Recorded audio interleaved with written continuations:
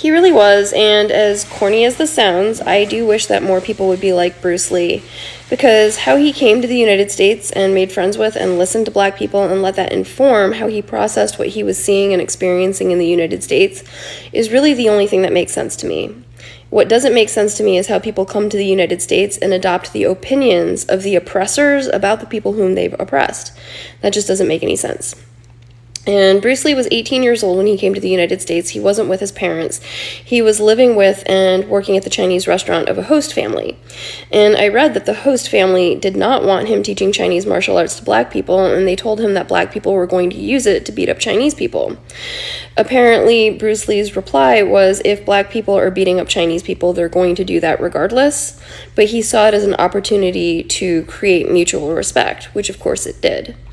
And I've told fellow Asian Americans, you can't claim to love Bruce Lee while also being anti-black, because he wasn't about that. You can't enjoy what he did for us in terms of representation while not respecting his dedication to solidarity, because the two were inseparable to him.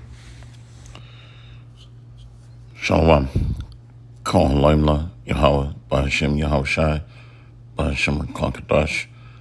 Our praises be to the Most High, Yahweh, in the name of His Son, and our Lord and Savior, Yahushai.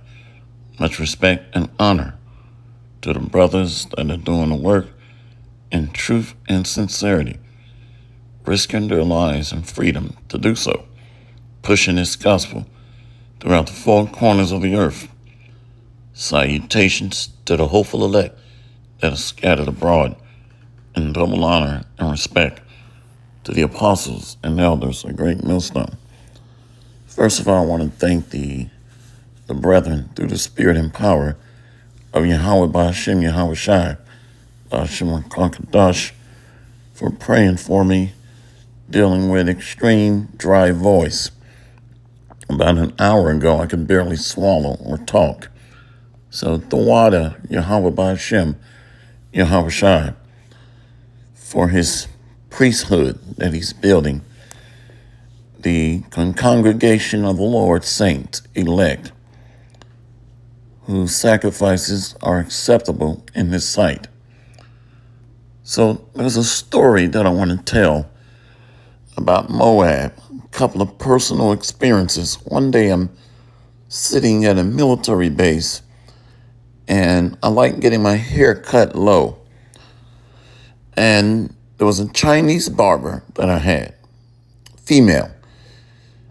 And I remember she was talking about her daughter going to college prep classes. And I quickly said, well, I would like for my daughter, this was probably about, how many years ago was this? Maybe 6 or 7 years ago. And I said, well, I would be interested in my daughter attending these classes. And she said, she hurried up and changed the subject, but to make a long story short, it was only Chinese students helping each other, which excluded any other race. But when you talk to Israelites, it's we need to love everybody and treat everybody like we're equal with each other. And she was like, well, the kids, they're all Chinese. And I'm looking at her like, okay, so what? But anyway, we're consistently trying to be accepted or trim our ways in the eyes of the other nations, but they don't love us. Now, speaking on the subject of Bruce Lee, I believe through the Spirit, he is an Israelite. He's an Israelite. He had a lot of flavor, very suave, if you will, real smooth in his mannerisms and his deliverance when he speak. The deliverance of his message is what I'm saying. So he had a lot of flavor. Bruce Lee was not your average Moabite, if you will. Now, the story that I heard about him, and I haven't done a deep dive to research it further, was that he was teaching so-called Negroes ancient Kung Fu Chinese secrets to the so-called Negroes, and that it upset the Chinese mafia. Now, I haven't gone and validated that.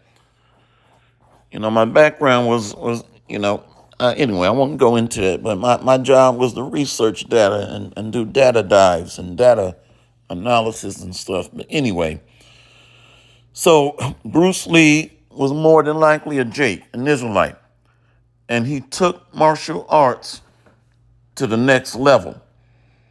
There hasn't been another Bruce Lee.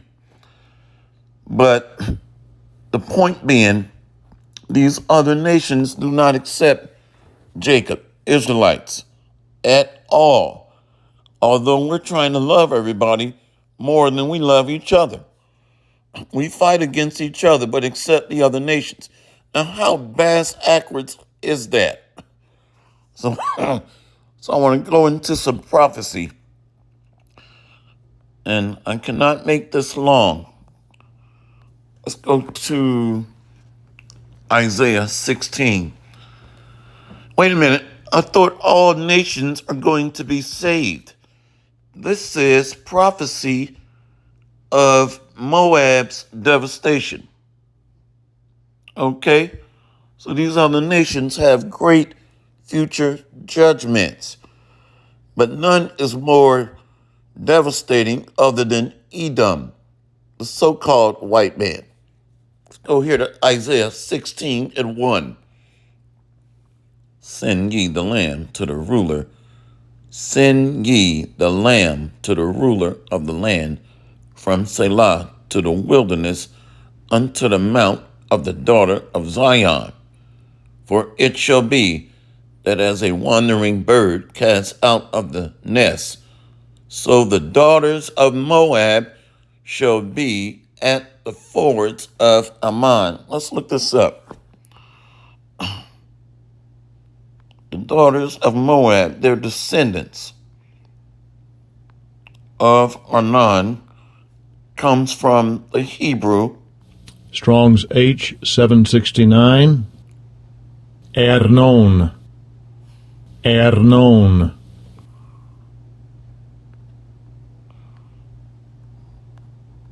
It says the Arnon, a river east of the Jordan, also a territory. Let's go to at the fords, comes from the Hebrew. Strong's H 4569. Ma'avar. Ma'avar. A ford, a place or passage. So it's talking about their utter judgment. Let's keep going. Isaiah 16:3. Take counsel, execute judgment, make thy shadow as the night in the midst of the noonday. Hide the outcast, bewray not him that wandereth. So Moab was used as a hiding place for the Lord's people, a covert. Remember, the earth helped the woman because the daughter of Zion was scattered into all nations. And the earth is giving up its secrets that's been buried within it. But first and foremost, Israel is embedded under the shadow of these other nations, hiding. Isaiah 16:4. Let mine outcast dwell with thee, Moab. Be thou a covert to them from the face of the spoiler, for the extortioner is at an end. The spoiler ceaseth, the oppressors are consumed out of the land. So the spoiler, the oppressor, is the ruling prince of the power of this world, Esau, the wicked. And Moab is a partner in crime with Edom when we read Psalms chapter 60. So Moab is going to be his washpot. They're going to be relegated to perpetual servitude. And over Edom will he cast out his shoe.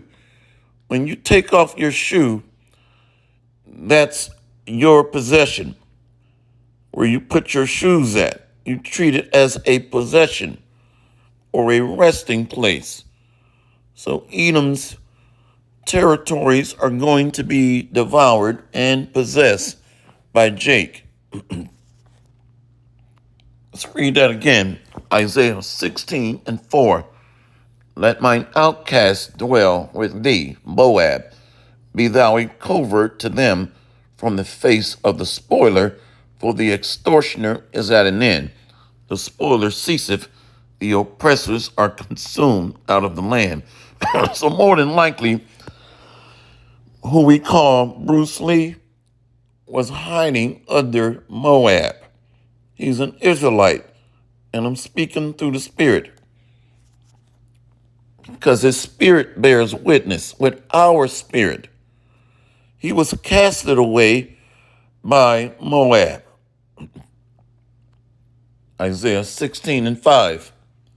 And in mercy shall the throne be established, and he shall sit upon it in truth, in the tabernacle of David, judging and seeking judgment and hasting righteousness. So that's the Lamb that's going to occupy the throne of his father David. Yahushua, a so-called Negro man with black hair, with woolly hair, a dark-skinned man with woolly hair. We have heard the pride of Moab. He is very proud, even of his haughtiness and his pride and his wrath, but his lies shall not be so. So Moab is going to fall with this beast system that they are clinging so desperately tight upon. Edom. Therefore shall Moab howl for Moab. Let's read that again. Isaiah 16, verse 7. Therefore shall Moab howl for Moab. Every one shall howl, for the foundations of Kirkoseth shall ye mourn. Surely they are stricken. Let's look up Kirkoseth. Excuse me. Comes from the Hebrew. Strong's H 7025. Kir. Kir. One of the two chief strongholds of Moab. So a nation gets its strength through its military, through its teeth. So they're going to be broken through the spirit and power of Yahweh B'Hashem, Yahushua. He's going to smite Moab. Let's go to Numbers 24 and 17. One moment. The book of Numbers, chapter 24. So this is the vision of Balaam, that he presented to Balak. Numbers 24 and 17. I shall see him, but not now. I shall behold him, but not nigh. There shall come a star out of Jacob, and a scepter shall rise out of Israel, and smite the corners of Moab, and destroy all the children of Sheth. So Moab is joined unto this beast system, unto peoples, multitudes, nations, and tongues. They are in agreement with the New World Order and digitally labeling, tagging, and tracking its citizens as well. They've been given the mission by the international elites to lead this digital effort of the New World Order.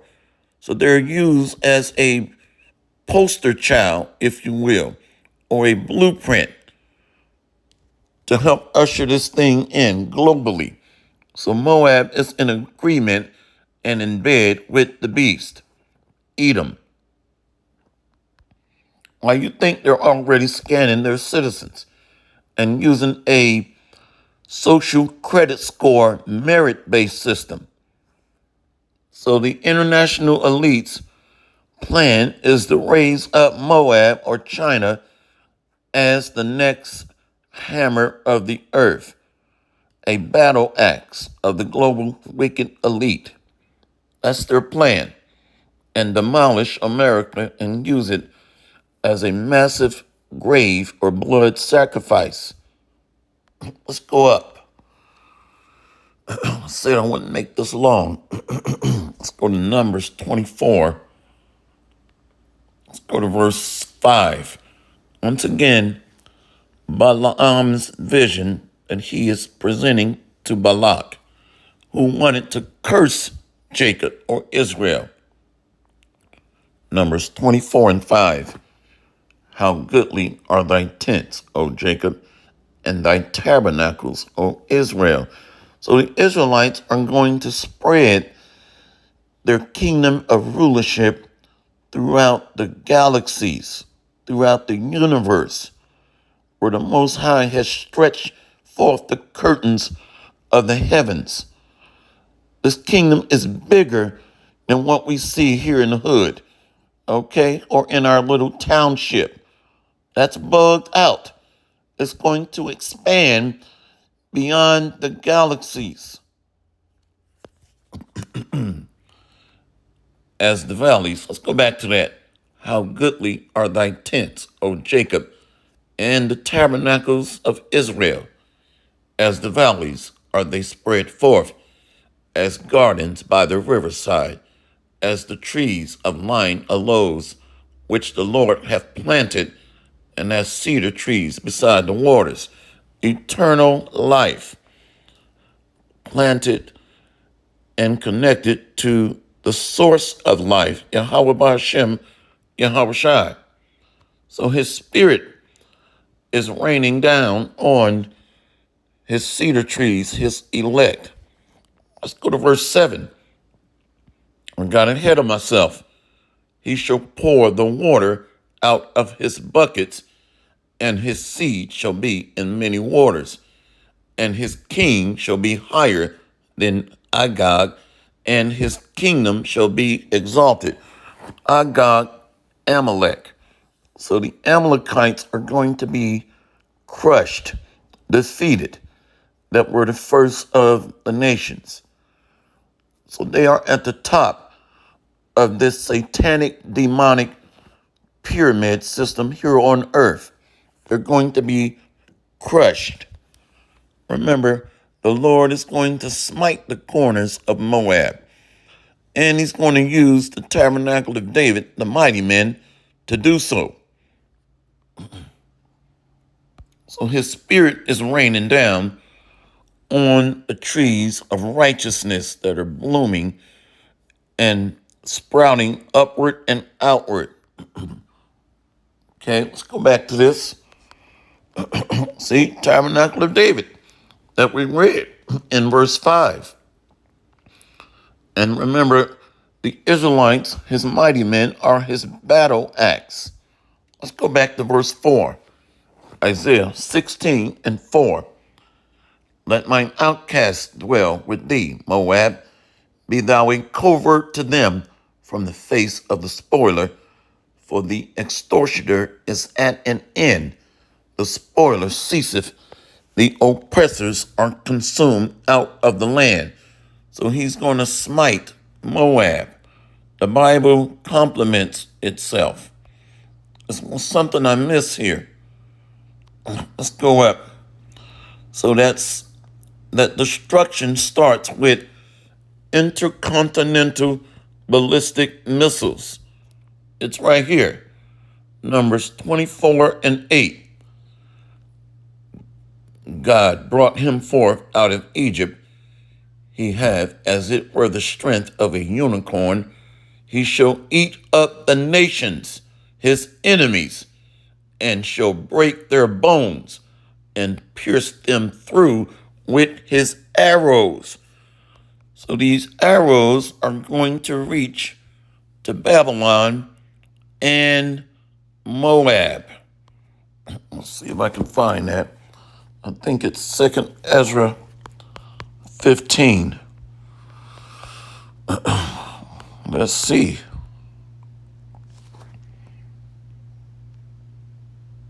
Second Ezra 15. It's and thou Asia, right here. Second Ezra 15. Let's go to verse 44. Let's go to 43. And they shall go steadfastly unto Babylon and make her afraid. The context are these missiles, the arrows of the Lord's indignation. They shall come to her and besiege her. The star and all wrath shall they pour out upon her. Then shall the dust and smoke go up unto heaven, and all they shall be about her shall bewail her. So Babylon, Sheth, the conglomeration of nations, and let's keep reading. And they that remain under her shall do service unto them that have put her in fear. And thou, Asia, that are partaker of the hope of Babylon, and are the glory of her person. See that? So Moab is joined unto this system, followed by Vietnam, South Korea. You see? And thou, Asia, that are partaker of the hope of Babylon, and are the glory of her person, woe be unto thee, thou wretch, because thou hast made thyself like unto her, and hast decked thy daughters in whoredom, that they might please and glory in thy lovers, which have always desired to commit whoredom with thee. Thou hast followed her that is hated in all her works and inventions. Therefore saith the Most High, I will send plagues upon thee, widowhood, poverty, famine, sword, and pestilence, to waste thy houses with destruction and death. So the arrows of the Lord are also going to plague Moab with fire. You see, so we'll go back to Numbers 24 and 8, I believe. God brought Jacob out of Egypt. God brought him forth out of Egypt. He hath, as it were, the strength of a unicorn. He shall eat up the nations, his enemies, and shall break their bones and pierce them through with his arrows. So the Lord is going to raise up the battle axe of the house of David, mighty men, elect, up and coming kings and priests. So the arrows start with nuclear weapons, which is going to create a holocaust or burnt offering effect. So he's going to bend the bow of Judah and make his men change new bodies, as in the days of old. I think that's in Zechariah 9. So he's going to change his men. Zechariah 9 and 12. Turn you to the stronghold, ye prisoners of hope. Even today do I declare that I will render double unto thee. When you go into China, and I've been to China, Beijing, 4 is an unlucky number. Judah is the fourth born. So that number is what they coded as black or darkness, evil, unlucky. So their high-level elites that are in the know are aware of this. Judah, the fourth born. That number 4 is unlucky, bad. Let's read this. When I have bent Judah for me, filled the bow with Ephraim, and raised up thy sons, O Zion, against thy sons, O Greece, and made thee as the sword of a mighty man. See? So the tabernacle of David is being reinstated. That are going to start their judgments running through the fire when Babylon is destroyed. You see, that change is going to occur.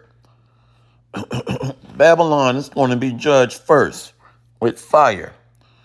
And the Lord's men are going to be changed, his elect kings, as in the old days. And they're going to run through the sparks like fire. Turn you to the stronghold, ye prisoners of hope. Even today do I declare that I will render double unto thee. When I have bent Judah for me, filled the bow with Ephraim, and raised up thy sons, O Zion, against thy sons, O Greece, and made thee as the sword of a mighty man. For the Lord is going to turn up his men, as in the old days, to become walking weapons of war.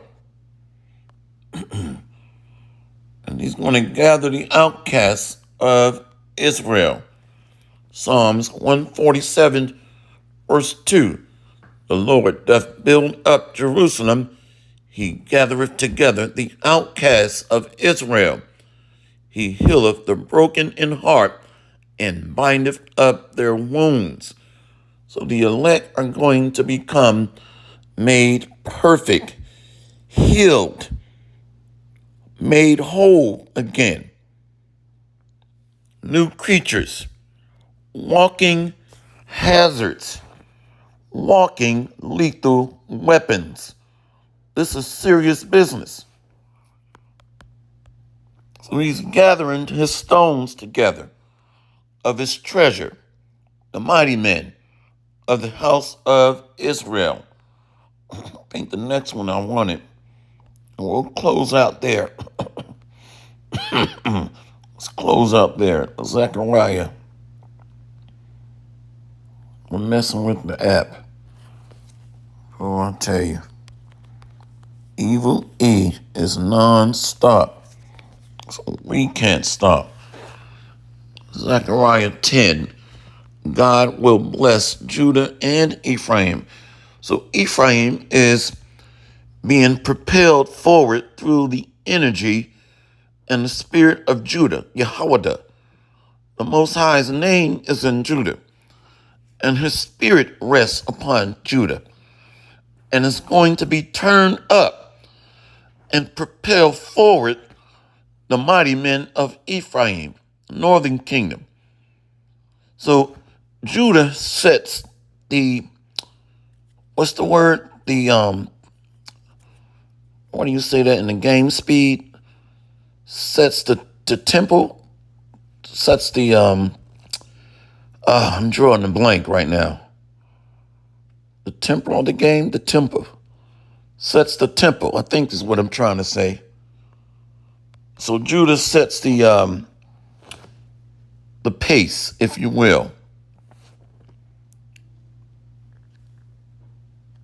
Yeah, sometimes I'm drawing a blank. Anyway, so Judah sets the tempo of the speed or of the spirit of intensity of the other tribes. Sets the pace. Let's go to Zechariah 10. Zechariah 10. Let's go to verse 3. Mine anger was kindled against the shepherds, and I punished the goats, for the Lord of hosts had visited his flock, the house of Judah, and have made them as his goodly horse in the battle. So the elect men are going to become new creatures, made perfect with spiritual power. Out of him came forth the corner, out of him the nail, out of him the battle bow, out of him every oppressor together. And they shall be as mighty men which tread down their enemies in the mire of the streets in the battle, and they shall fight because the Lord is with them, and the riders on horses shall be confounded. So the house of David is coming together as one force, unified through the spirit and power of Yahweh B'Hashem Yahweh Shai. Zechariah 10:6. And I will strengthen the house of Judah, and I will strengthen the house of Judah, and I will save the house of Joseph, and I will bring them again to place them, for I have mercy upon them, and they shall be as though I had not cast them off. For I am the Lord their God, and will hear them. Beautiful. And they of Ephraim shall be like a mighty man, and their heart shall rejoice as through wine. Yea, their children shall see it and be glad. Their heart shall rejoice in the Lord. You see? So the Lord is building or rebuilding his tabernacle, which is the fortress of his kingdom. So everything is centered around Judah first being waken up, followed by the house of David, all 12 tribes, leaders. So the pace of this thing is set, or the tempo is set by Judah. And that force, that intensity that rests upon Judah is being dispersed to influence the other tribes.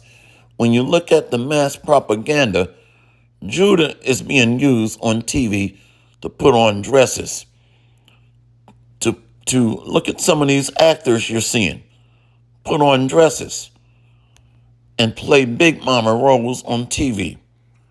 You got Judah doing that because the elite understand the prophecies to a certain degree.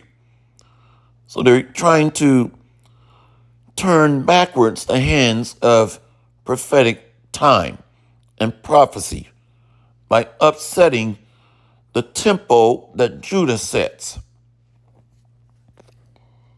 But you cannot upset prophecy. More than likely, Bruce Lee was an Israelite.